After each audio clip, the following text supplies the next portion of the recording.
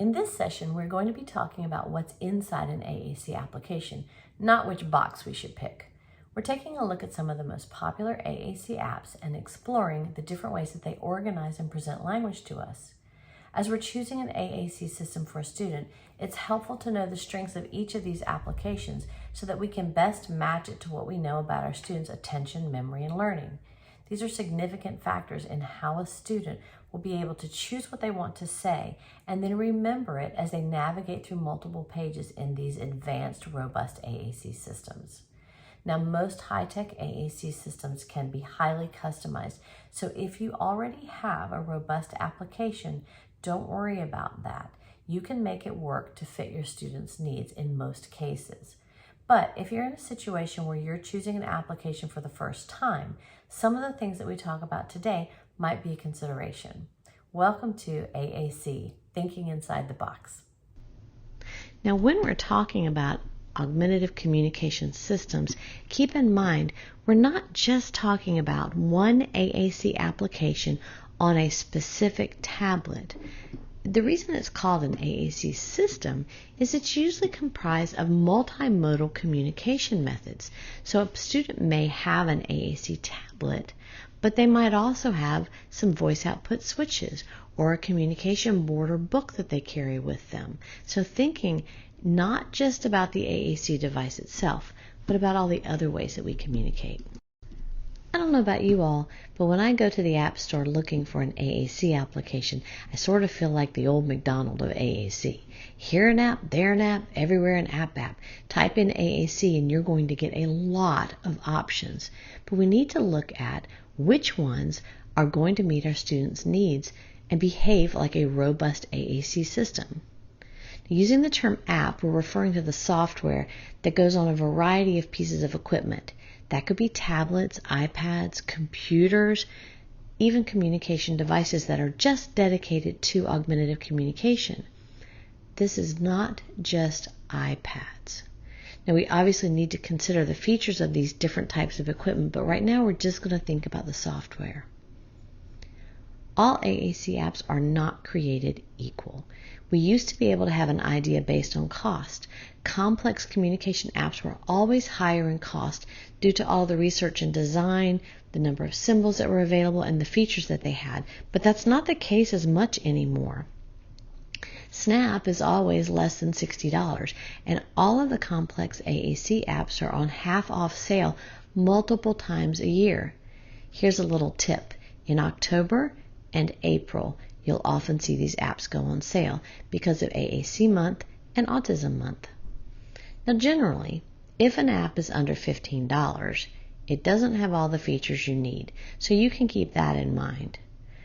Know that as fast as applications change, we can't teach you every single communication app. So what I'd like to do today is teach you the organization features so that you can evaluate the appropriateness of an application on your own. As you are outfitting your student with their AAC system, a part of the decision is how the language is organized into the AAC application.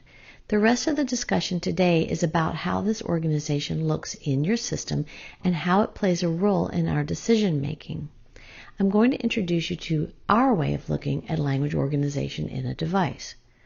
We look at applications and we consider whether they are linguistically based, operationally based, environmentally based, or pragmatically based. Most of our devices have a little of all of these in there, but certainly some devices lean more heavily on one type of organization than another. So let's take a look.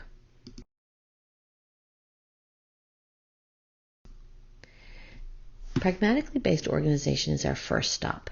This type of organization is based on the function or pragmatics of a person's message. Messages are organized based on the purpose of the message. I want something. Something's wrong. I have a question. Pragmatic organization works very well when a person learns to articulate their feelings and the purpose behind what they're saying. Like all communication methods, most people learn this through functional repetition and practice. This method of organizing symbolic language has its roots in typical language development. Infants learn to communicate an array of functions I'm happy, I'm sad, I'm hungry, I need something, I like that. Through facial expression, gestures, vocalization, and then words. They learn these meanings first, this function first, and then they learn the words that represent those intentions.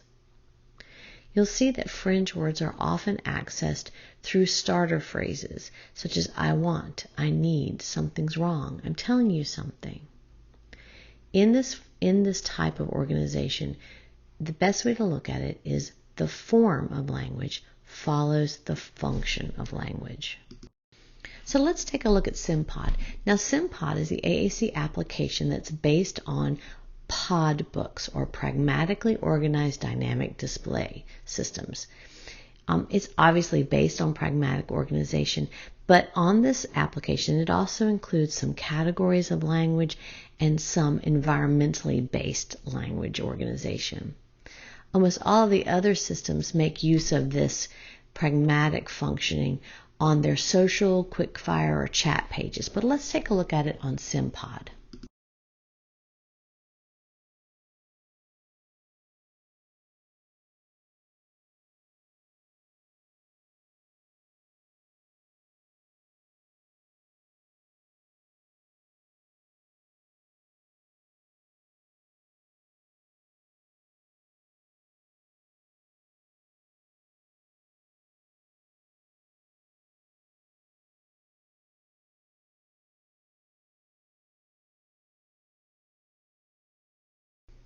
SimPod also has a more emergent level AAC application, SimPod 15.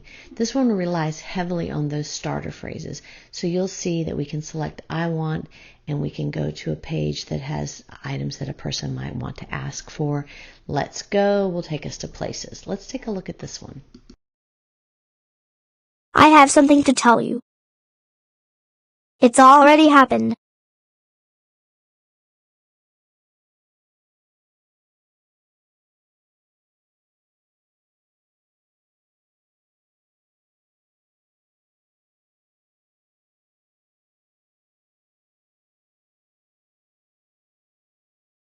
I walked.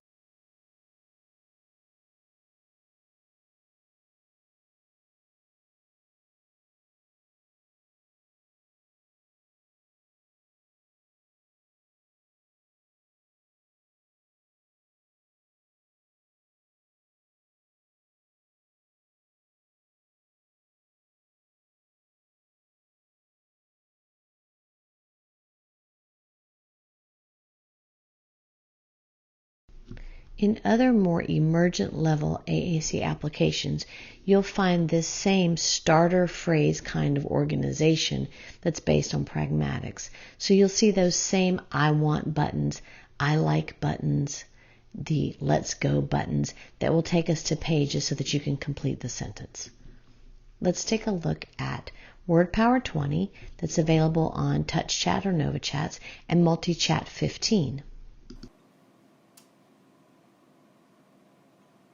I want.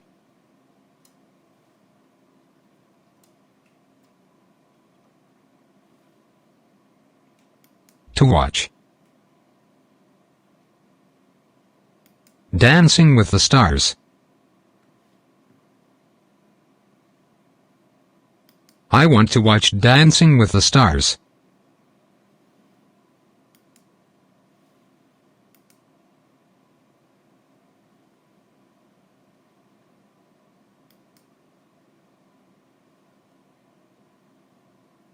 That's cool.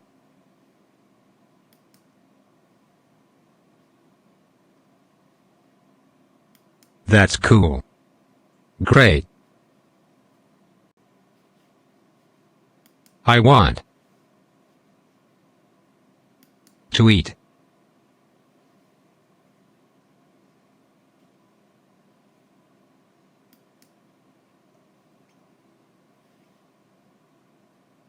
Cookie. I want to eat cookie.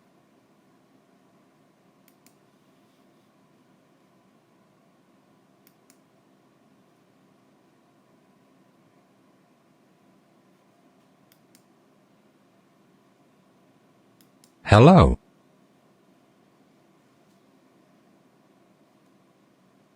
Hello, let me tell you what I think. That is sweet. As I mentioned before, most robust AAC applications have some level of pragmatic or functional communication options. On Toby Dynavox's Snap and Snap Plus Core First applications, you'll see this on their social and quickfire pages. So let's take a look at that.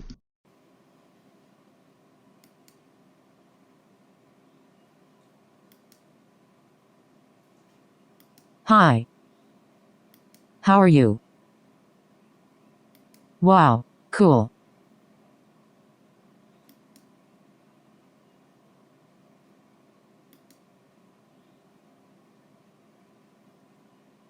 I'm hungry.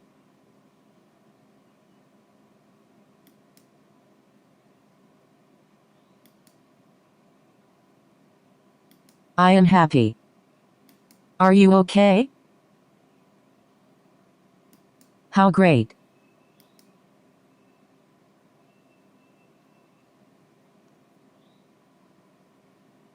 So what are our decision factors when it comes to pragmatic organization? Pragmatically organized AAC applications are best learned through functional repetition and practice. So even our emergent communicators who may not understand that first starter phrase can learn to navigate through the pages through repetition and motor memory in order to get to the messages that they want to communicate. It functions best when the individual understands reciprocal social interaction, though. So if someone is already a social butterfly and they already enjoy back and forth interactions, just simply putting the words to it can be all they need in an AAC application. If the student does have a difficulty with understanding language or auditory processing, this one can be more difficult because it often involves a lot more language.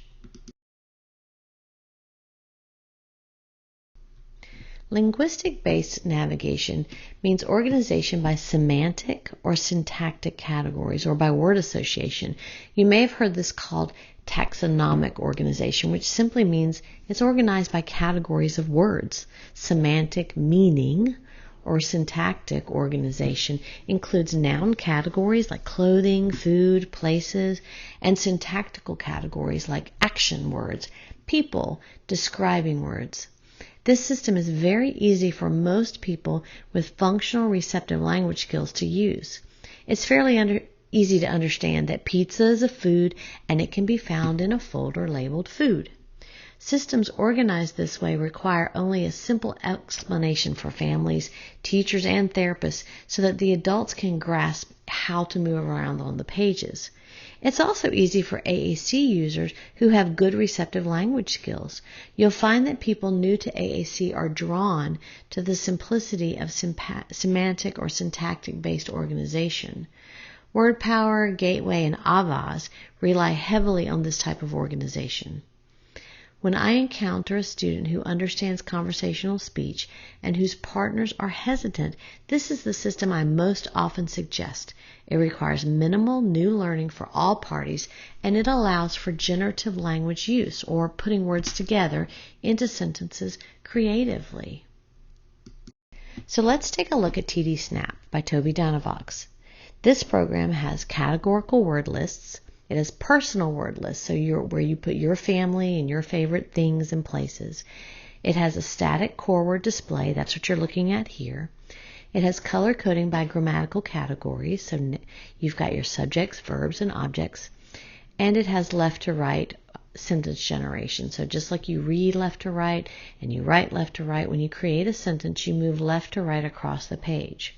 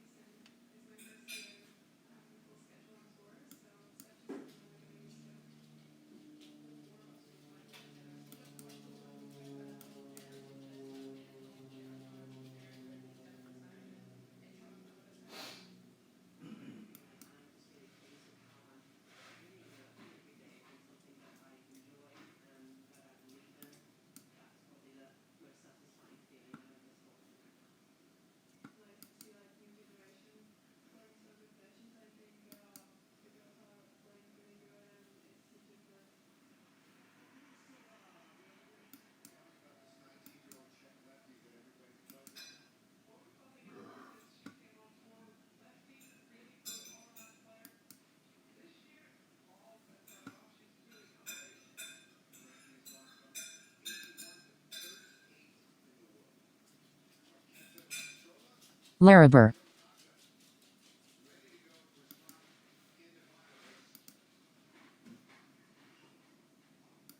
I like.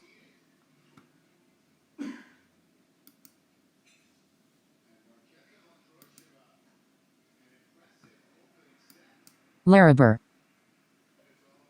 I like Laraber.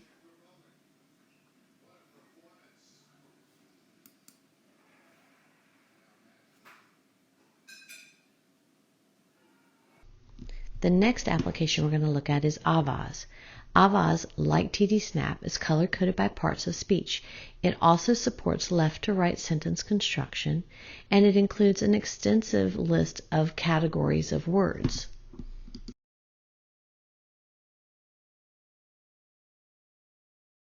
Food. Snacks. Cookie.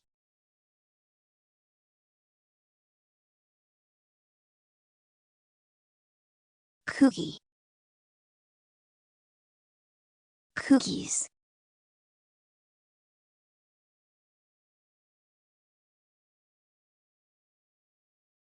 I want food. Snacks. Cookie. Cookies. Word Power is another very popular AAC application that is primarily linguistically organized. It also has color-coded parts of speech. It supports left-to-right sentence construction and includes an extensive number of categories of words.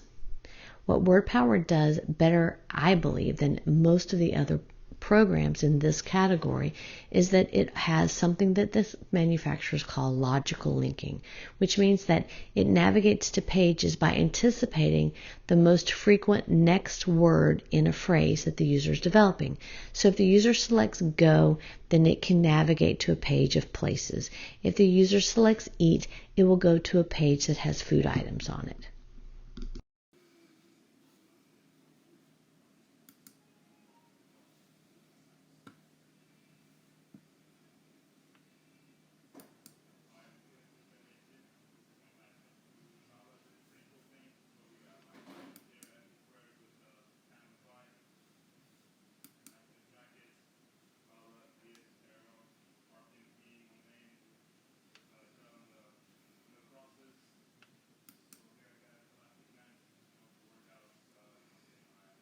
I want to eat pizza. I want to eat pizza. Gateway is our final AAC application in this category. Gateway is available on Proloquo Go application. Like our others, it has color-coded parts of speech and supports left-to-right sentence construction. You seeing a theme here, right? It also includes extensive categories of words and incorporates logical linking similar to Word Power.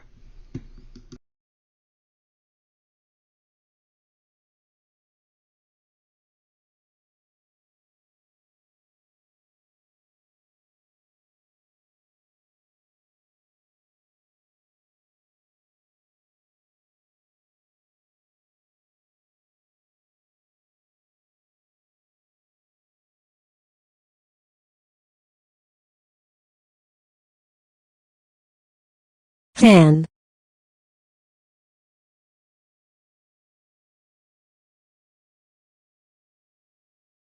Eat.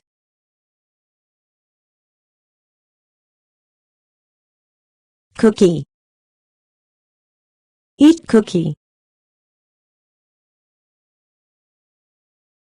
Eat.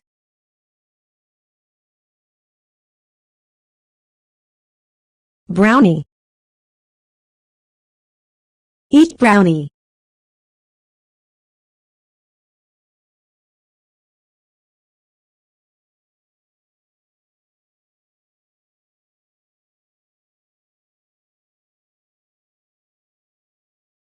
iPad, puppy, YouTube,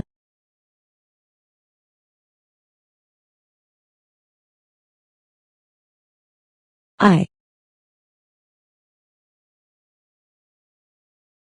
like,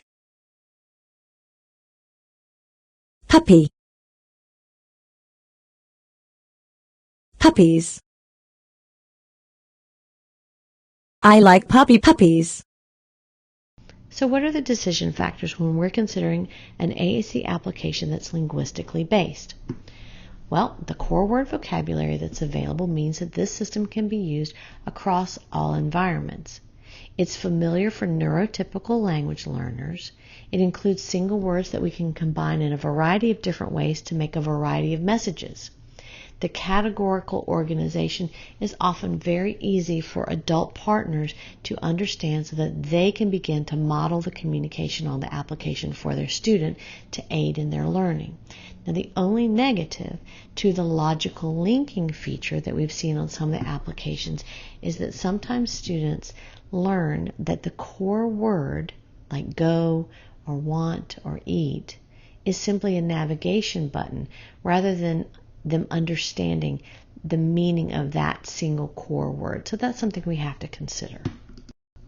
So there's one other rather unique AAC application that also belongs in this linguistic organization system, and that is Unity. The Spanish version of that is called Unidad.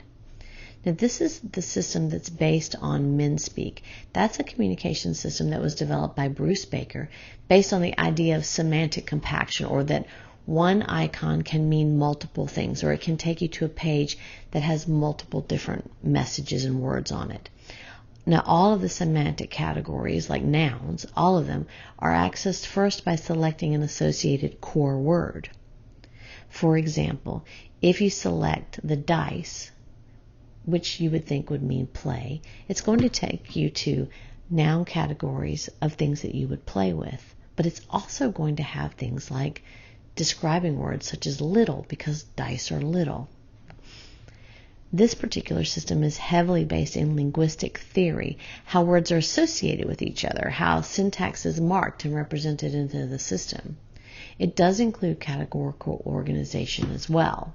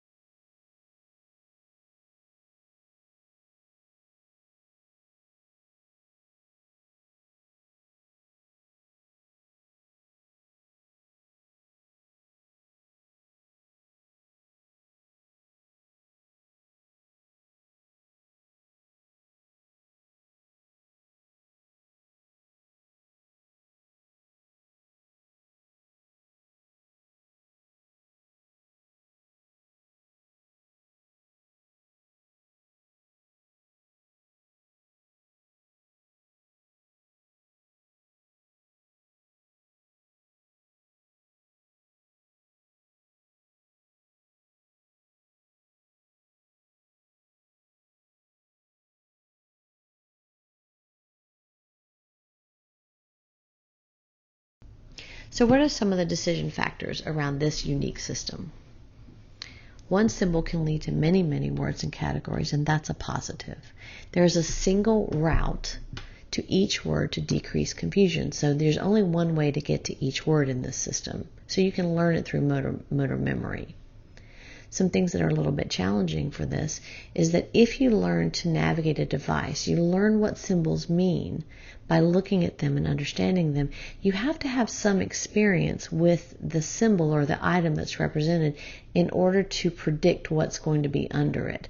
Most of the time people learn this through experience, repetition, and practice. This system can have a little bit slower acquisition of individual words, but once it's mastered, it follows a developmental sequence of learning single words and then gradually increasing sentence complexity.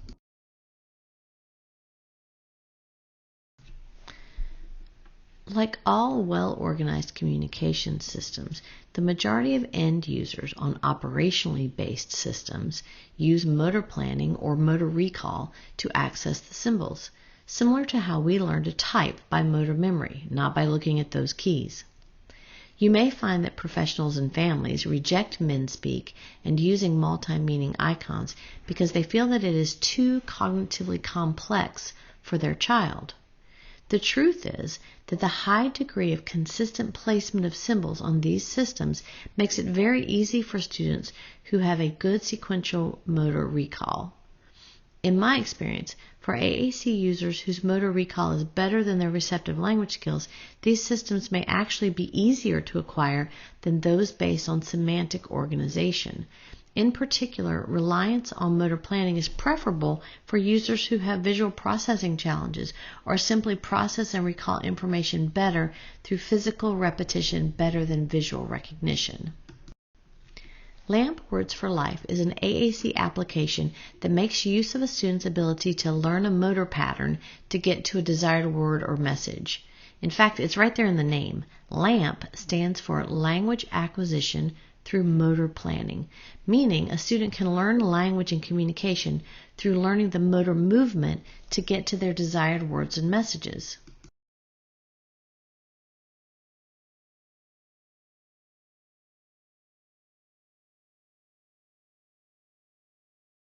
I like.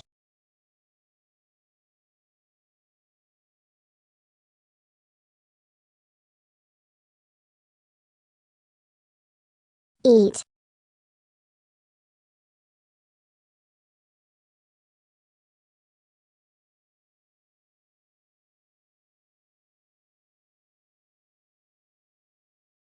Cookie. I like eat cookie.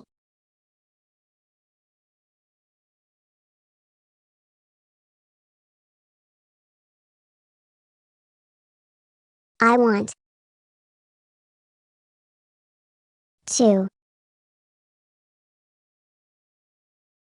Eat. A.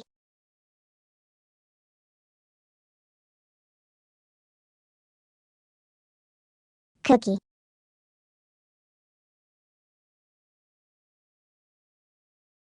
I want to eat a cookie.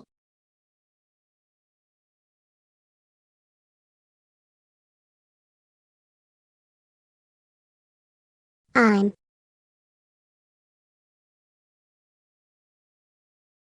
Hungry. I'm hungry.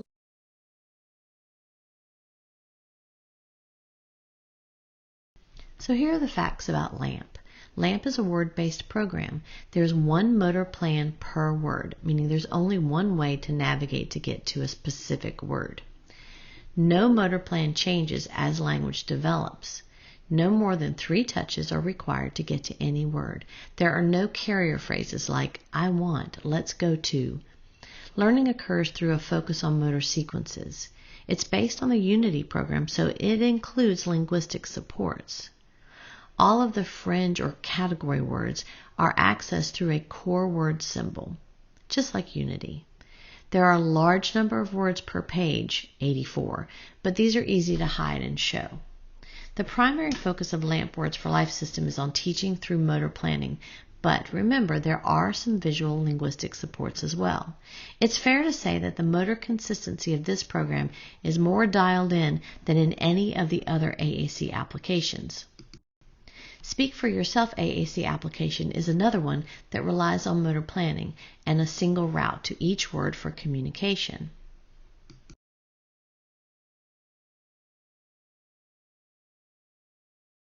Eat.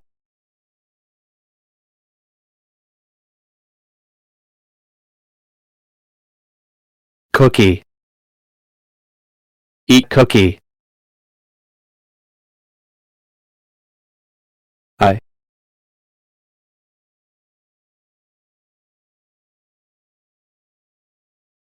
Want.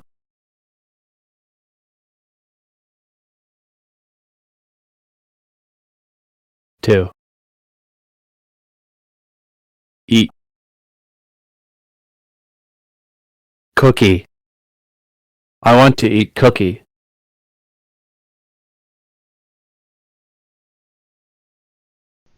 Speak for Yourself is very similar to Unity and LAMP. Here are the details on this program. It's a word-based program.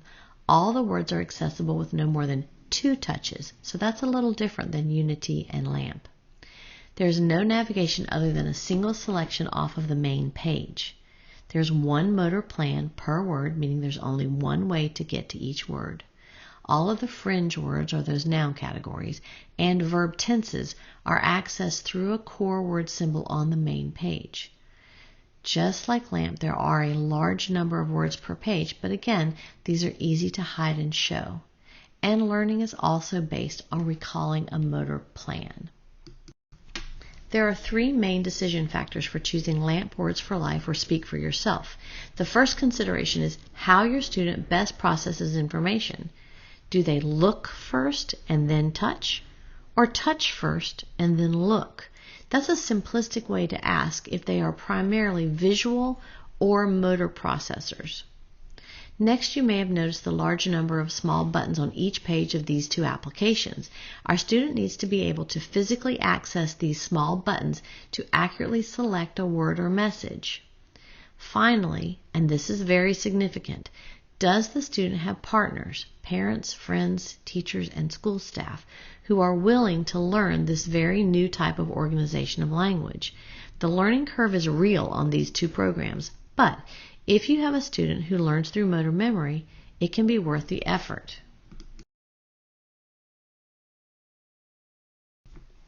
Our final way of organizing language in an AAC application is by arranging words and messages to match specific, hopefully highly frequent and reoccurring places and activities in the student's daily life. This means there may be pages for cafeteria, morning meeting, the office, reading books, playing games, or riding in the car. They're not isolated activity boards, which means one page with all the messages you need for things like cooking brownies or reading a specific book or playing a specific game. These pages are meant to be pages on the device that have all of the words and messages you would need to participate in activities that the student is regularly engaged in, typically on a daily basis. This system is highly customized to the individual, so you'll have to plan for some extra time talking to the partners, the family, and the school team to understand what the student needs to be able to communicate and in which environments. Let's take a look at TD Snap, the application by Toby Dynavox. Arguably, TD Snap is the best program available to target environmentally based messages. They do this through a section of the system called topics. Topics are commonly occurring activities and environments that the user experiences. Each topic page has well-organized questions, statements, and positive and negative comments. The topic-based word lists link off of each of these topic pages. For example, if you're in the cafeteria topic, there is a word list page that has things like food items that you might choose in the cafeteria.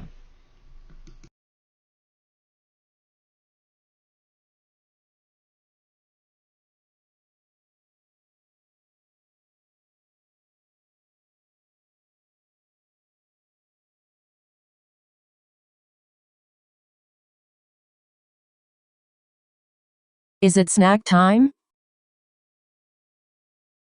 What do we have?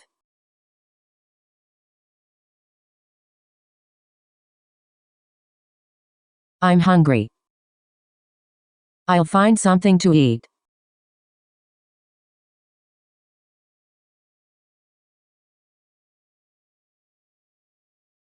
Eat. Cookie. I like this. This is so good. I need more. I will wait. I want something different. This is what I want. Fruit gummies. You'll like. Although no one else has the same level of environment or topic-based messaging as Toby Dynavox, there are several AAC applications who have a starter system ready for you, a page that is set up for you to do it yourself. You'll see that Avaz also gives you a place for topics. They give you a few examples, and basically you can build this out for yourself based on your individual students' particular activities and regularly occurring environments. So let's consider the decision factors for using environmentally based language organization. One of the most important factors is that using environmentally based pages increases significantly the rate of communication. This is important because one of the biggest challenges people using AAC have is that it is a lot slower than natural speech. Topic-based messaging decreases the need to navigate through multiple pages to say something. This can be easier for students with cognitive challenges or simply ones who are easily frustrated or who have challenges paying attention. These are highly customized to match your students' daily life and interests and therefore require thoughtful customization. These work best when the student understands connected social language, and when this is true, it can be extremely quick to learn to use. Topic-based messages can also be used to teach social scripts to students who learn language in entire phrases or chunks like our Gestalt language processors. The biggest challenge with topic-based messaging, though, is that it requires navigation if the student wants to say something off script, something that was not anticipated when the communication page was developed.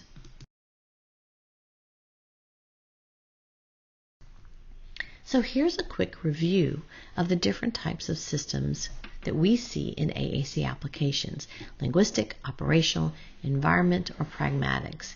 I like to look at them simply as linguistic means language. It supports language and is organized by language. It can include multi-meaning icons, semantic categories, syntax support so you can put words together into sentences, and it's usually word-based.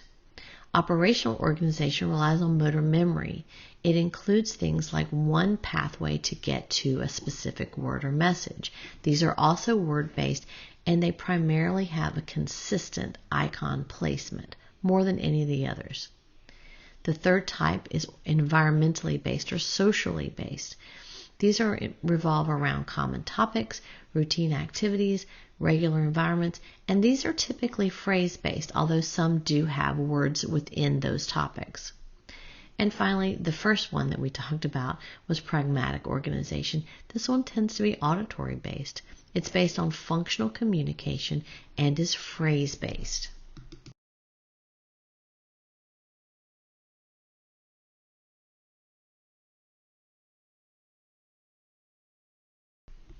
Now, when I'm choosing an AAC application for my student, it's pretty fair to say that I want it all.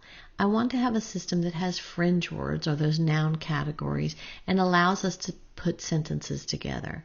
I want to have some core words or high frequency verbs and adjectives, and I want to have consistency in the motor planning as I move across pages. I don't want multiple ways to say the same thing. I want to have environmentally based words and phrases so that my student can quickly communicate in highly frequent activities. And finally, I need to have some of that function-based messaging.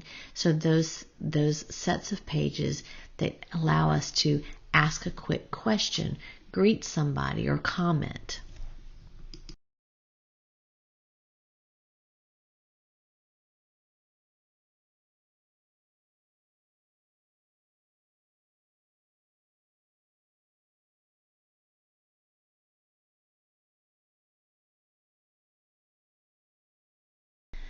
All of the AAC applications we discussed today are considered robust AAC systems, and they include all of the different types of language organization that we identified in the last slide at some level. So if you have one of these applications, you can probably make it work for your student. This graphic, however, represents the strengths that we see in each of the applications. If you have a student who is highly social and engaging and understands language well, you may want an engaging application like SimPod, Pod, MultiChat, WordPower 20.